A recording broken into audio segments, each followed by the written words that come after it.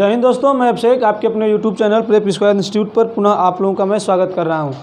देखिए, हम लोग यूपी टेट की जो सीरीज़ है स्टार्ट कर चुके हैं और हिंदी जो है पहले हम लोग सब्जेक्ट पढ़ रहे हैं और उसमें मैंने पहला पार्ट जो है बना लिया है। प्लेलिस्ट में भी मैंने बना दी है। अगर आप लोग फर्स्ट पार्ट को नहीं देखे हैं हिंदी ग्रामर का, तो आप लोग वहाँ पर जाकर उसको फर्स्ट पार्ट को देख लीजिए। ये सेकेंड पार्ट होने वाला है हमारा इस वीडियो का।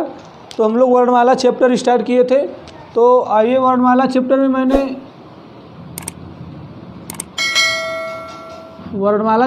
हमने पहले पार्ट में जो है स्वर को पूरी तरीके से देख लिया था कि स्वर क्या होते हैं, कैसे होते हैं और उनके प्रकार क्या क्या होते हैं। इन सब के बारे में हम लोग जानकारी ले ली है। तो आइए अब सेकेंड पार्ट में पढ़ते हैं व्यंजन।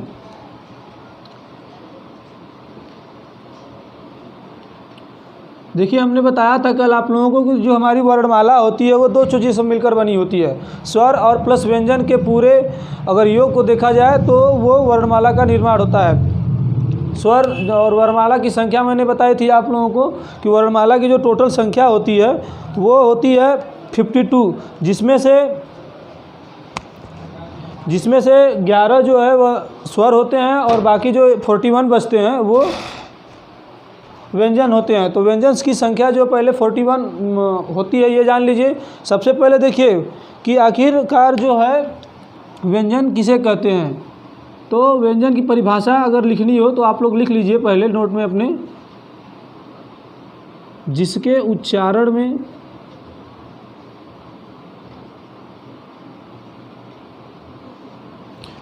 उच्चारण में या फिर इस तरीके से नहीं लिखना है तो इसको हम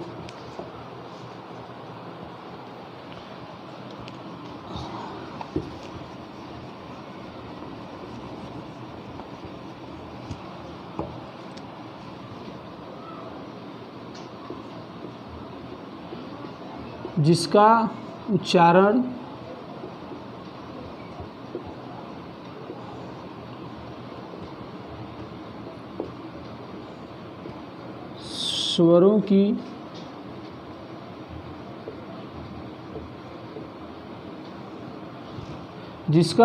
स्वरों की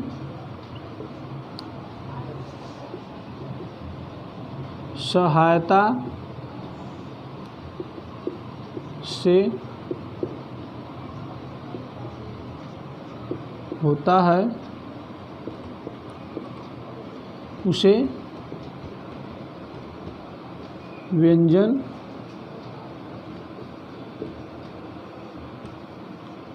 कहते हैं।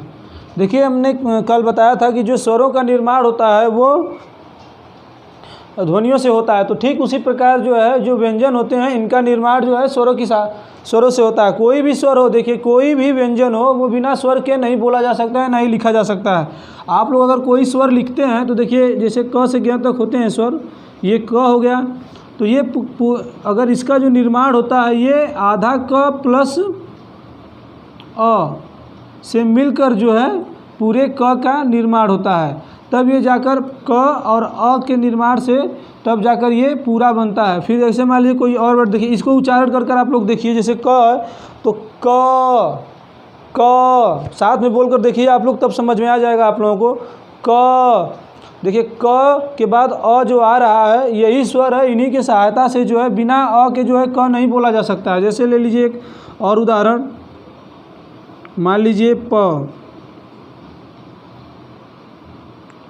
जो है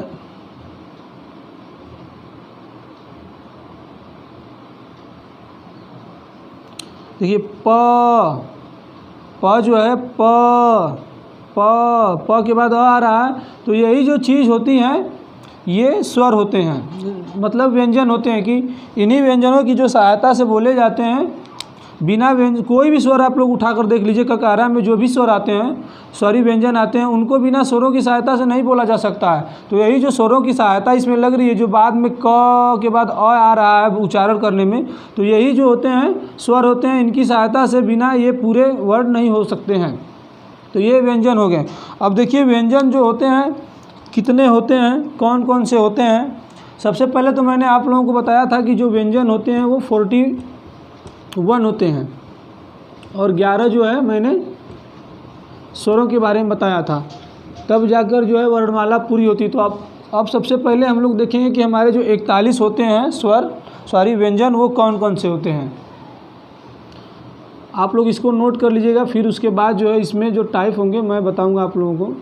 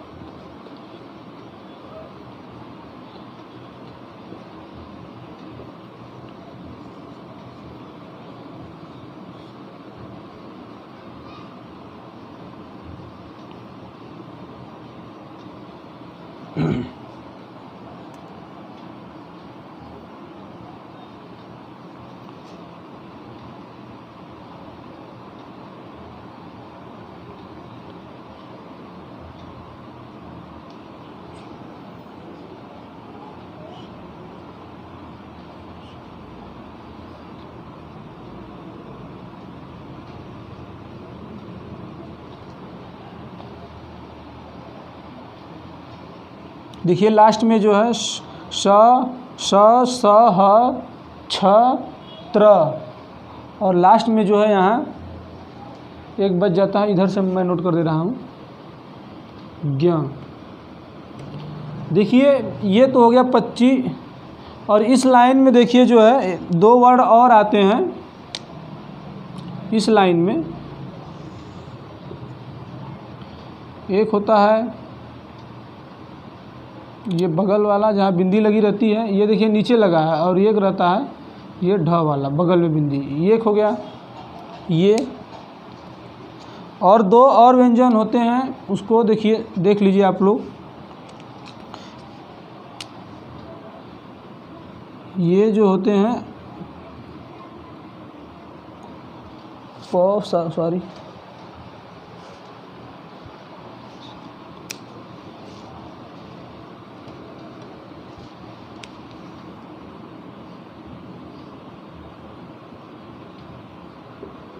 और एक होता है ये स्र। देखिए अब इसको आप लोग गिन लीजिए, 1 2 3 4 5 है, 2 3 4 5 6 7 35 36 37 38 39 40 और एक 41। यहाँ देखिए श श ह छ त्र के बाद ज्ञ है, और इस लाइन में जो देखिए 2 और आते हैं जिसे ढ और ढ कहा जाता है, और 1-2 होते हैं फ प्लस ज, इसे आगत व्यंजन कहा जाता है। इसको मैं आगे चलकर बताऊंगा कि ये कहाँ से आते हैं, क्या होते हैं। और एक जो होता है स्र जो होता है वो है। तो इस तरीके से जो टोटल है 41 आप लोगों के व्यंजन हो गए। तो अब इसके बाद देखा जाएगा कि इन 41 में जो है इनको बांटा गया है आगे चलकर कि किस किस टाइप्स के होते हैं व्यंजन, जो हमारे कौन कौन से होते हैं, किस किस प्रकार के होते हैं। तो आइए आगे चलकर अब वीडियो में देखेंगे। इसको आप लोग नोट कर लीजिएगा अपने नोट्स में। तो आइए अब जो है व्यंजन का प्रकार देखते हैं कि व्यंजन के प्रकार कौन कौन से होते हैं। बस यही तक नहीं है कि क से ज्ञ तक याद हो जाए सबसे फिर हो जाएगा। यहाँ से देखिए क्वेश्चन कुछ नहीं बनता है, सिर्फ मैंने ये आपको बताया है कि देखिए ये होते हैं, और उसके बाद जो है जो इधर 2-3 थे लिखे हुए उसमें बहुत सारे लोगों को कन्फ्यूजन रहता है। तो ये हो गए। अब व्यंजन के जो हैं देखिए प्रकार। देखिए सबसे जो पहला प्रकार है उसे स्पर्श व्यंजन कहते हैं, स्पर्श व्यंजन। फिर जो सेकेंड है वो अंतस्थ व्यंजन।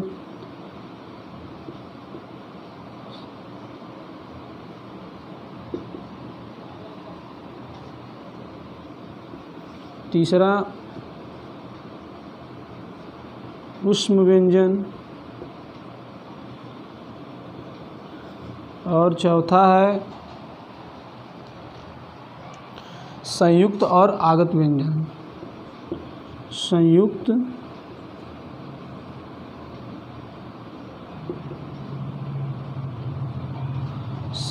और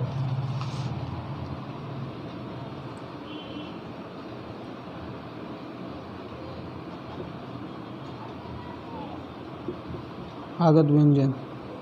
देखिए स्पर्श व्यंजन की जो टोटल संख्या होती है उन्हीं 41 में इन्हें बांटा गया है। 25, इसको 25 + 2 लिख लीजिए, मैं आगे बता दूंगा कि ये 25 + 2 कैसे हुए, 27। अंतस्थ व्यंजन में 4, ऊष्म व्यंजन में भी 4, संयुक्त व्यंजन में भी 4 और आगत व्यंजन में 2। 27, 4 31, 4 35, 4 39, 2 41, 41 टोटल ये हो गए।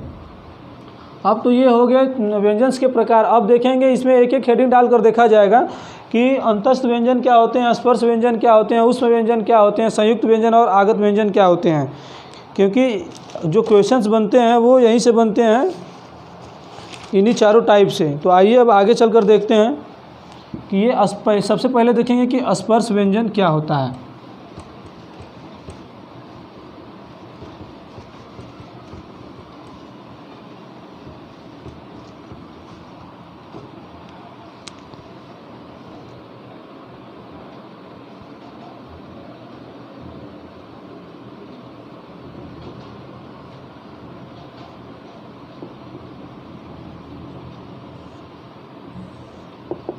स्पर्श व्यंजन, सबसे पहले आप लोग डिफिनीशन लिखिए।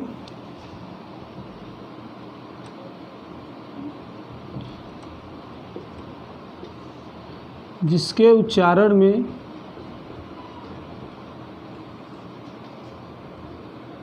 जो हमारी जिह्वा होती है, जीभ जिसे कहते हैं, जिसके उच्चारण में जिह्वा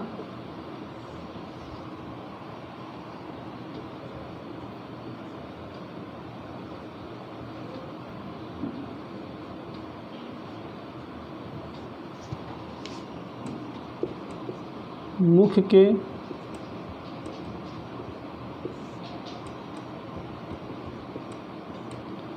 किसी भाग को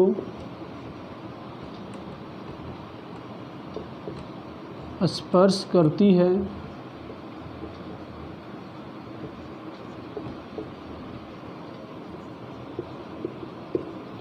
उसे स्पर्श व्यंजन कहते हैं। देखिए हमारी जो जिह्वा है वो मुख के किसी भाग को इसमें स्पर्श करती है। मुख का कोई भाग, जैसे किसे कहते हैं, जैसे तालव्य हो गया, मूर्धन्य हो गया, दंत हो गया, कंठ हो गया, ये सब जो है हमारी जिह्वा, ओष्ठ हो गया, ये सब हमारी जो जिह्वा है इन सब के उच्चारण में टच करती है, तब जाके ये वर्ड जो है सही से बोले जाते हैं, तब इन्हें स्पर्श व्यंजन कहा जाता है। तो ये आप लोगों को डिफिनीशन समझ में आ गई होगी। अब देखिए स्पर्श व्यंजन में कौन कौन से अक्षर आते हैं। उस सबसे पहले देखिए क से लेकर के, जो मैं नोट कर दे रहा हूँ, आप लोग देख लीजिए, क ख ग घ अंग।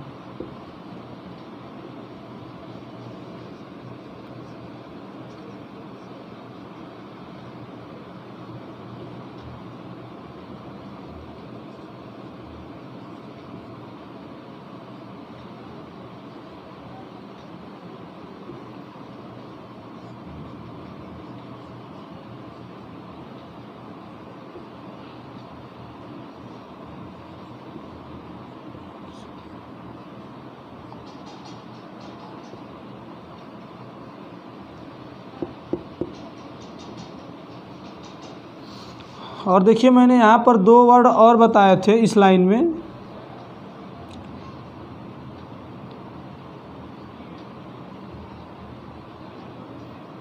और एक ये था।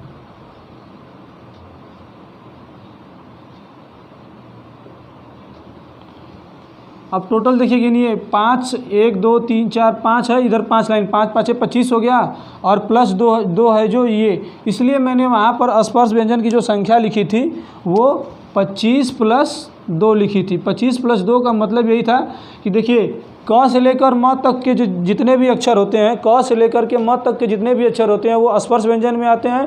और प्लस ये जो तीसरी लाइन है ट ठ ढ ढ ढ ढ वाली, इसमें 2 वर्ड और ऐड होते हैं, इन्हें भी स्पर्श व्यंजन में रखा जाता है। तो ये स्पर्श व्यंजन हो गए। अब देखिए क्वेश्चंस कैसे टेट में या फिर सुपर टेट में या फिर किसी भी एग्जाम में क्वेश्चंस कैसे पूछे जाएंगे कि स्पर्श व्यंजन की संख्या कितनी होती है।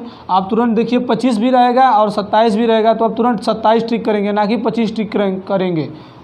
और उसके बाद जो है 4 वर्ड दे देंगे और इसमें से पूछ लेगा कि कौन कौन से जो है स्पर्श व्यंजन है या फिर कौन स्पर्श व्यंजन नहीं है, 4 ऑप्शंस में ये दे देगा। तो इस तरीके से है जो स्पर्श व्यंजन का क्वेश्चन बनता है। अब उसके बाद जो इससे देखिए यही सब क्वेश्चंस बन सकते हैं। अब सेकेंड हम लोग देखेंगे कि अंतस्थ व्यंजन क्या होता है।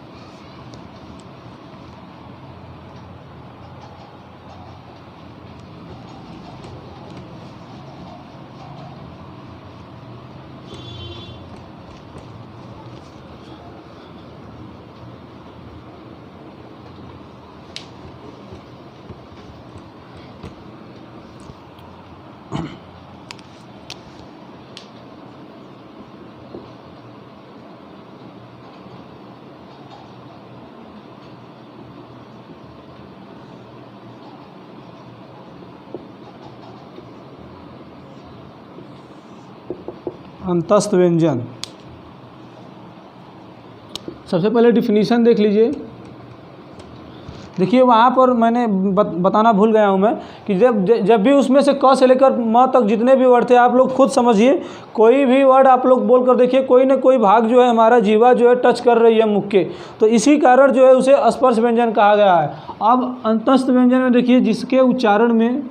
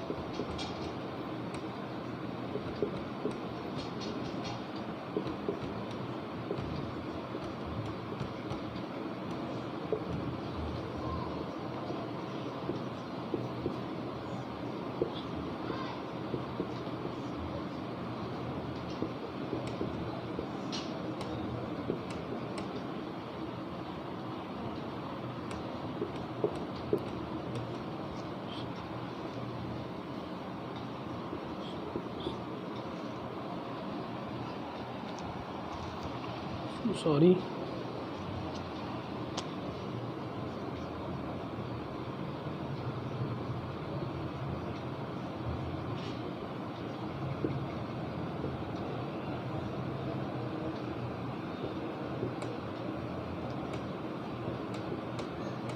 देखिए जो हमारी जिह्वा होती है अंतस्थ व्यंजन में क्या होता है कि जो हमारी जिह्वा है मुख के किसी भी भाग को पूर्णतः स्पर्श नहीं करती है, उसे अंतस्थ व्यंजन कहते हैं। अब अंतस्थ व्यंजन में देखिए कौन कौन से आते हैं, सबसे पहले वो देख लेंगे तो आप वर्ड का जब उच्चारण करेंगे तो ऑटोमेटिक जो है चीज़ें समझ में आ जाएंगी। तो इसमें जो है अंतस्थ व्यंजन में देखिए य, र, ल और व, ये जो 4 हैं ये अंतस्थ व्यंजन में आते हैं।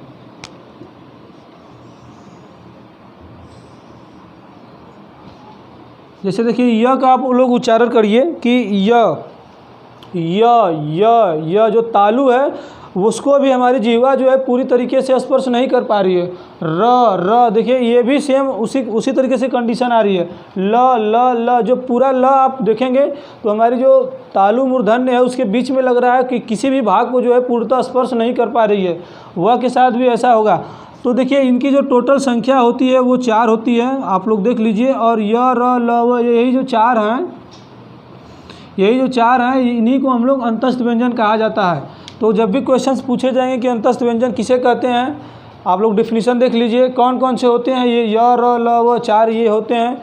ऑप्शंस दे देगा, एक इनमें से बदल देगा या फिर 3 यही रखेगा, एक बदल देगा। तो इस तरीके से जो है क्वेश्चंस पूछे जाते हैं। और अंतस्थ व्यंजन की जो टोटल संख्या होती है कितनी होती है, तो 4 होती है। तो इस तरीके से जो है अंतस्थ व्यंजन के बारे में हो गया। अब देखिए अब नेक्स्ट है हम लोगों का ऊष्म व्यंजन।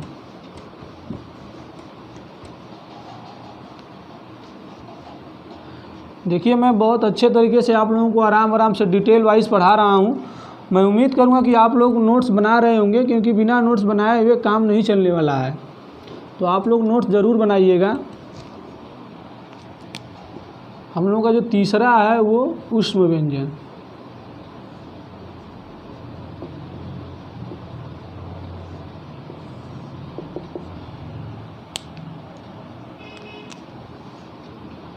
सबसे पहले डिफिनीशन देखिए, जिसके उच्चारण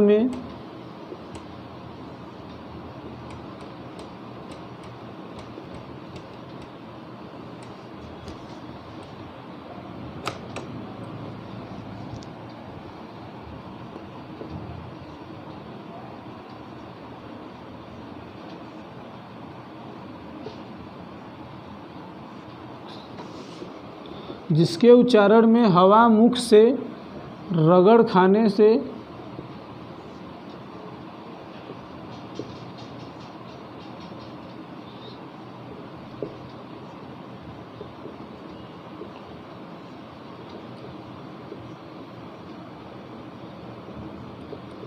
जिसके उच्चारण में हवा मुख से रगड़ खाने से बाहर निकलती है उसे ऊष्म व्यंजन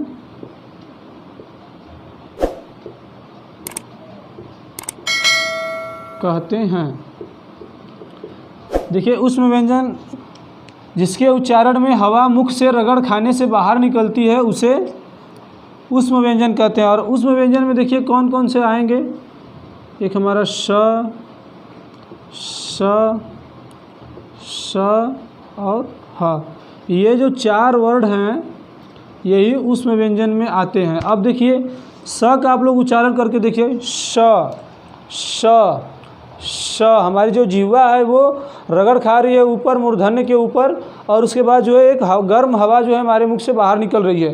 तो यही जो जिह्वा है हमारी रगड़ खाने से जब हवा बाहर निकलती है, ऐसे जितने भी हमारे वर्णमाला में वर्ड हैं उन्हें ऊष्म व्यंजन में रखा गया है। श, फिर देखिए सेकेंड वाला स, और ये जो सड़क वाला स है स, देखिए हवा रगड़ खा कर निकल रही है। ह, सेम यही चीज़ जो देखिए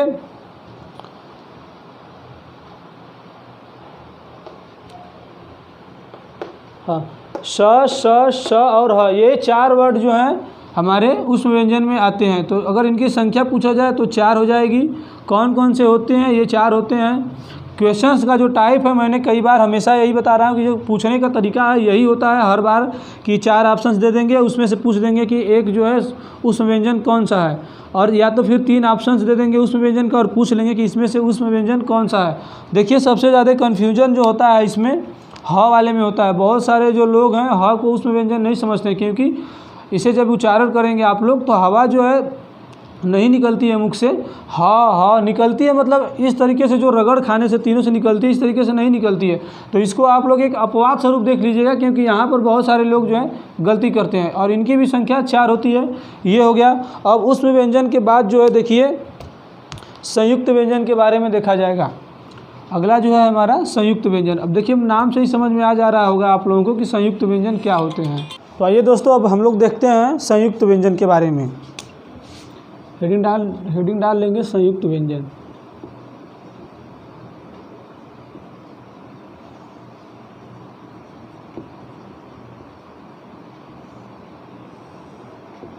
संयुक्त व्यंजन देखिए आप लोग नाम से ही समझ में आ जा रहा होगा आप लोगों को कि संयुक्त व्यंजन क्या होता है। संयुक्त का मतलब ही मिला हुआ होता है, मतलब संयुक्त मतलब मिला हुआ या जुड़ा हुआ। तो इसकी डिफिनीशन देखेंगे।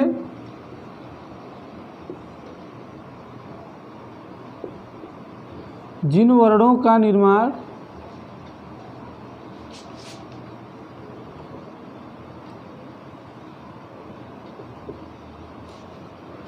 दो वर्णों के मिलने से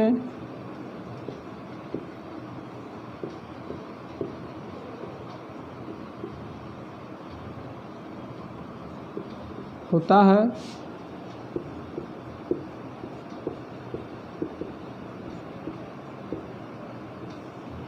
उसे संयुक्त व्यंजन कहते हैं। जिन वर्णों का निर्माण दो वर्णों के मिलने से होता है उसे संयुक्त व्यंजन कहते हैं। संयुक्त व्यंजन में देखिए कौन कौन से आएंगे, सबसे इम्पॉर्टेंट ये होता है। तो संयुक्त व्यंजन में सबसे पहला है, देखिए ये छत्री वाला छ, फिर त्र, फिर ज्ञ,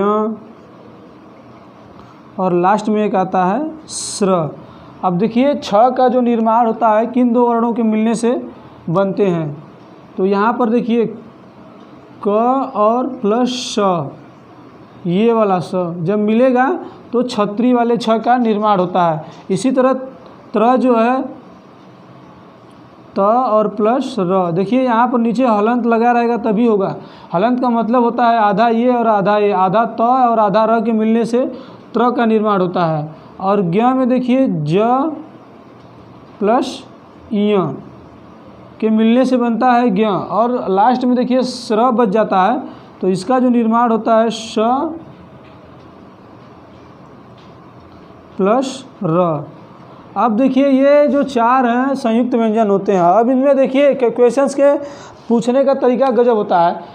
पूछेगा आपसे कि जो छ है किन दो वर्णों के मिलने से बनता है। अब यहाँ पर ऑप्शंस दे देगा क श, या फिर एक में हलंत हटा देगा, एक में रहेगा, या फिर दोनों में हलंत हटा देगा। इस तरीके से ऑप्शंस जो है एकदम नज़दीक कर देगा कि बच्चे जो हैं, स्टूडेंट जो है हमेशा कन्फ्यूजन में बने रहें और गलत ट्रिक करके आएँ। तो आप लोग देखिएगा कि जब भी इस तरीके का क्वेश्चन संयुक्त व्यंजन का पूछे तो उसमें जो है हलंत नीचे लगा होना चाहिए, तभी ये होगा। एक तरीका तो ये हो गया। अब पूछ लेगा क और स के निर्माण से कौन सा संयुक्त व्यंजन बनता है, तो छ बनता है। इस तरीके से जो 3-4 टाइप से क्वेश्चन इसमें बनाए जाते हैं। और पूछ लेगा कि संयुक्त व्यंजन की संख्या कितनी होती है, तो 1 2 3 4 ये हो गया। या फिर ऐसे पूछ लेगा कि संयुक्त व्यंजन जो है इनमें से कौन सा संयुक्त व्यंजन है, या फिर पूछेगा इनमें इन 4 ऑप्शन में से कौन सा संयुक्त व्यंजन नहीं है। तो ये जो प्रकार हैं 3-4 टाइप के यहाँ से क्वेश्चन पूछते हैं। और यहाँ से देखिए पॉसिबिलिटी जो है क्वेश्चन बनने की वर्णमाला में 100% रहती है। उधर से क्वेश्चन पूछे जाए चाहे ना पूछे वर्णमाला में कहीं से, लेकिन यहाँ से 100% बनी रहती है, क्योंकि थोड़ा सा ये कन्फ्यूजन होता है। और देखिए सबसे ज़्यादा पूछने वाला ये छ होता है और ये ज होता है, क्योंकि यहाँ ज प्लस इ से बनता है और क जो है और स का जो निर्माण होता है तब जाके छ बनता है, छत्री वाला। तो इस तरीके से देखिए जो बहुत सारे कन्फ्यूजन होते हैं इसमें। तो संयुक्त व्यंजन आप लोगों ने देख लिया। अब उसके बाद जो है देखिए आगत व्यंजन के बारे में क्या होता है। बहुत सारे लोग तो आगत व्यंजन के बारे में नाम ही नहीं सुने होंगे, और जो भी सुने होंगे वो भी धैर्य रखिएगा, क्योंकि ये भी पूछा जा सकता है आगत व्यंजन किसे कहते हैं, कौन कौन से होते हैं। लेकिन अभी टेट में जो है शायद आगत व्यंजन नहीं पूछा है। हो सकता है कि ये थोड़ा सा लेवल ऊपर हो जाता है, तो हो सकता है कि सुपर टेट में पूछ ले, या फिर आने वाले किसी भी टेट के एग्ज़ाम में पूछा जा सकता है। तो पहले हेडिंग डालेंगे आगत व्यंजन।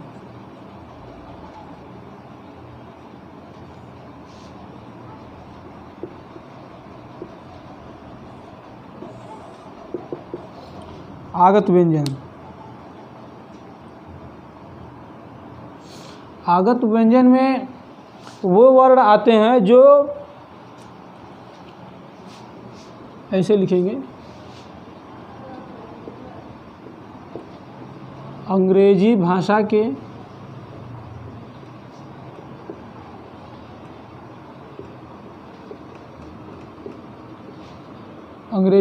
के वो व्यंजन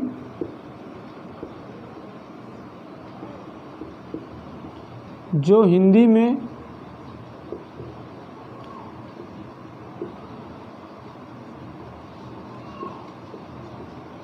अंग्रेजी भाषा के वो व्यंजन जो हिंदी में भी प्रयोग होते हैं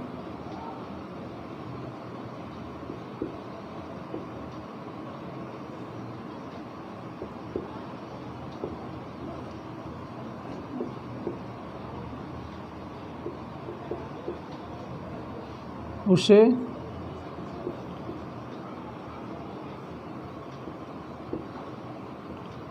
आगत व्यंजन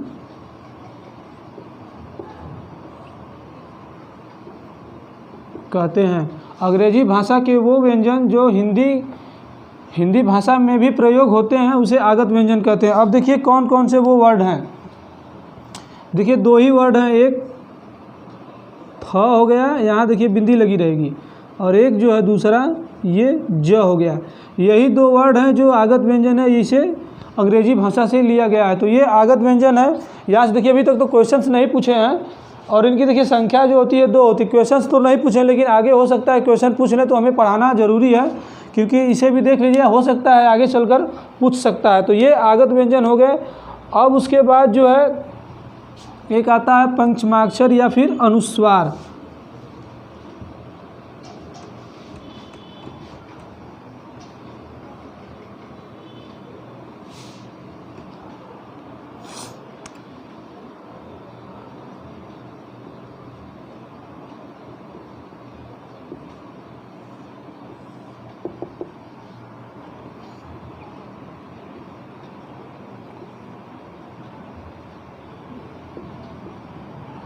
जिन वर्णों का उच्चारण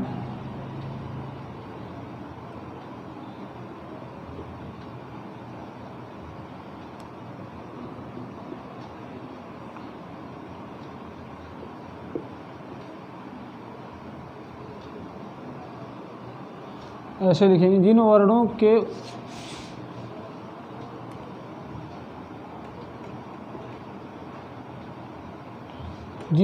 के उच्चारण में नाक का प्रयोग होता है उसे अनुस्वार कहते हैं। इनकी संख्या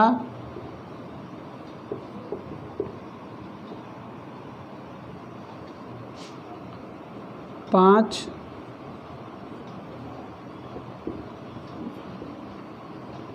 होती है। इनकी संख्या 5 होती है, इसलिए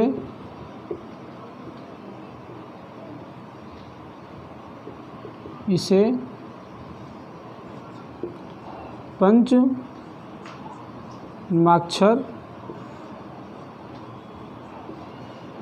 भी कहते हैं। अब देखिए नाक के प्रयोग का क्या मतलब, कि ऐसा नहीं कि सिर्फ उस वर्ड को नाक से बोला जाता है, ये बात नहीं है। हाँ, जब आप उच्चारण करेंगे अपने मुख से तो ऐसा लगेगा कि इसमें नाक का भी प्रयोग हो रहा है, तो उसे अनुस्वार कहते हैं। और इनकी जो संख्या होती है वो 5 होती है, इस कारण उसे पंचमाक्षर भी कहते हैं। तो वो 5 वर्ड जो है कौन कौन से होते हैं, देखिए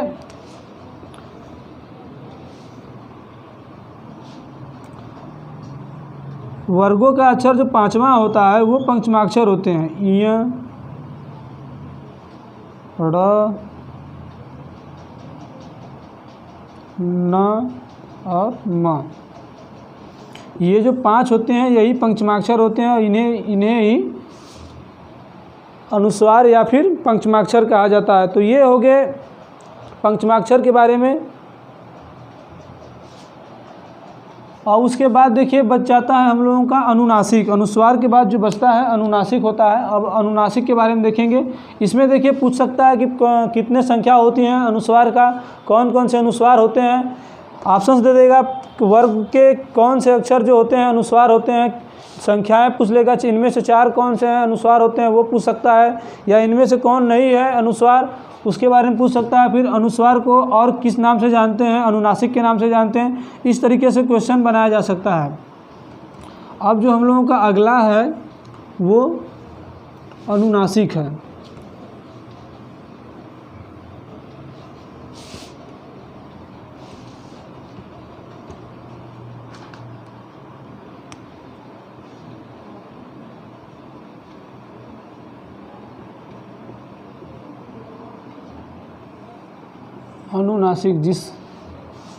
अनुनासिक का मतलब क्या, देखिए जिन वर्णों की ध्वनियाँ नाक और मुख के दबाव से निकलती हैं, नोट करिए, जिन वर्णों की ध्वनियाँ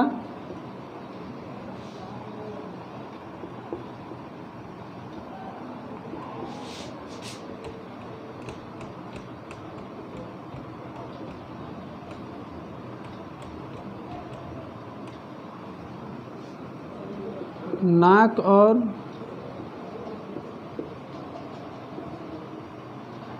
मुख के दबाव से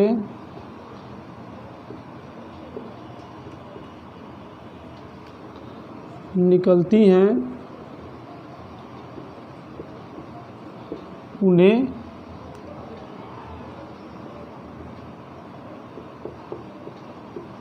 अनुनासिक कहते हैं। अब देखिए इनका जो प्रयोग होता है, चिन्ह होता है जो ऐसे लगाया जाता है, बिंदी ऐसे करके, ये जो बिंदी होती है अर्ध बिंदी यहाँ पर इस तरीके से। अब देखिए इनका प्रयोग जो है हिंदी में, अब जैसे चांद हो गया,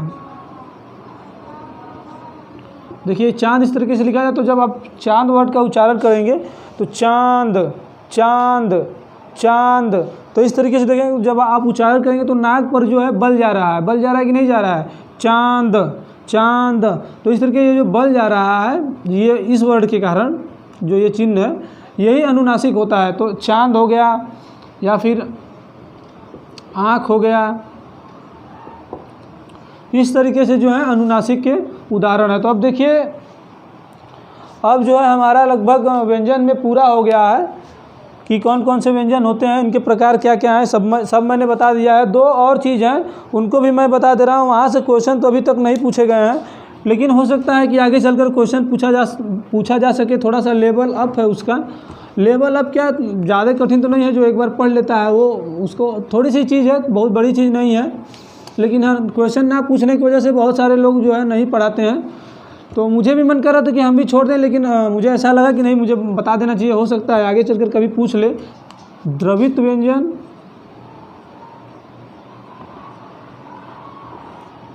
द्रवित या द्वित व्यंजन, द्रवित या द्वित व्यंजन दोनों एक ही नाम है।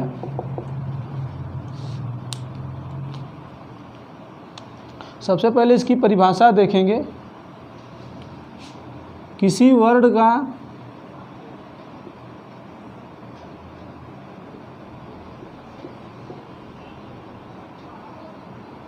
अपने ही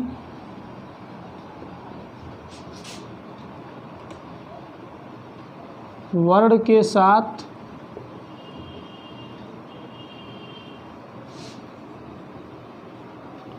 आकर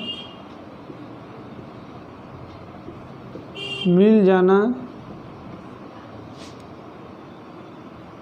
द्रवित या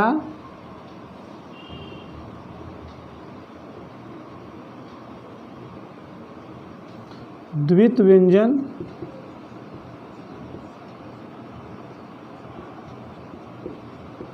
द्रवित या द्वित व्यंजन कहलाता है। अब इसका मतलब क्या कि अपने वर्ड का, किसी वर्ड का अपने ही वर्ड के साथ आकर मिल जाना द्वित या द्रवित व्यंजन कहलाता है। जैसे देखिए एग्जाम्पल में आप लोग मिट्टी लिखिए, मिट्टी कैसे लिखा जाता है, इस तरीके से। तो ये जो मिट्टी है इसमें देखिए ये जो दोनों वर्ड हैं, आधा ट और पूरा ट, टी, तो सेम अपने ही वर्ड के साथ आकर मिल जा रहा है, आधा इसके साथ मिल जा रहा है, तो यही जो है द्रवित व्यंजन है। मिट्टी हो गया, फिर उसके बाद जो है एक देखिए दिल्ली भी मान लीजिए, दिल्ली भी इसी में आएगा। देखिए यहाँ आधा ल और पूरा ल आकर अपने ही वर्ड के साथ ये मिल जा रहा है, ट के साथ ट मिल रहा है, ल के साथ ल मिल जा रहा है। तो इस तरीके से जहाँ भी वर्ड, देखिए अगला गप हो गया, प के साथ प मिलेगा उसमें। तो इस तरीके से जहाँ भी वर्ड मिलेंगे आप लोगों को, ये द्रवित व्यंजन के उदाहरण हैं। ट का ट में मिलना, ल का ल में मिलना, किसी वर्ड का अपने ही वर्ड के साथ आकर मिल जाना द्रवित या द्वित व्यंजन कहलाता है। तो ये द्रवित या द्वित व्यंजन हो गया। अब एक अगला बचता है हम लोगों का संयुक्त अक्षर। देखिए हमने वहाँ आगे पढ़ाया था संयुक्त व्यंजन। संयुक्त व्यंजन अलग होता है और संयुक्त अक्षर जो है अलग होता है।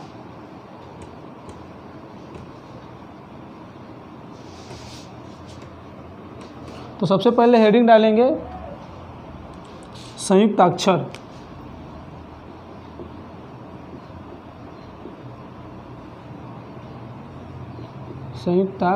संयुक्ताक्षर।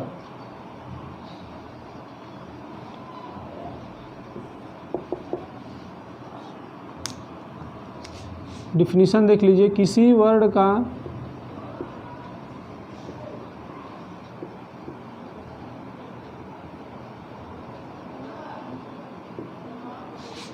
अपने से किसी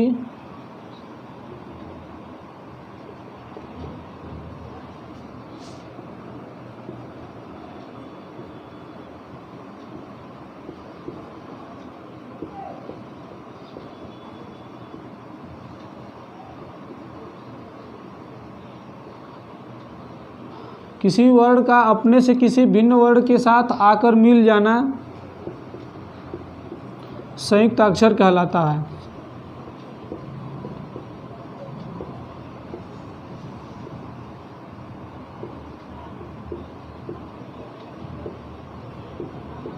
अब देखिए इसके उदाहरण क्या है, जैसे वहाँ पर सेम चीज़ें मिलती थी, जैसे मिट्टी के साथ ट मिल गया था, गप गप दिल्ली के साथ ल और ल मिल गया था, गप मैंने बताया था। तो उसी तरीके से है, अब वहाँ सेम वर्ड मिलता था, अब यहाँ सेम वर्ड ना मिलकर जो है अलग अलग व्यंजन मिलेगा। तो देखिए सबसे पहले एग्जाम्पल से आप लोग समझिए इसको। जैसे एक हो गया तुम्हारा, तुम्हारा में देखिए क्या है, यहाँ पर म और ह, यहाँ पर भिन्न भिन्न मिल रहे हैं कि नहीं मिल रहे हैं। और उसके बाद देखिए एक कुम्हार ले लीजिए, यहाँ पर देखिए म और ह।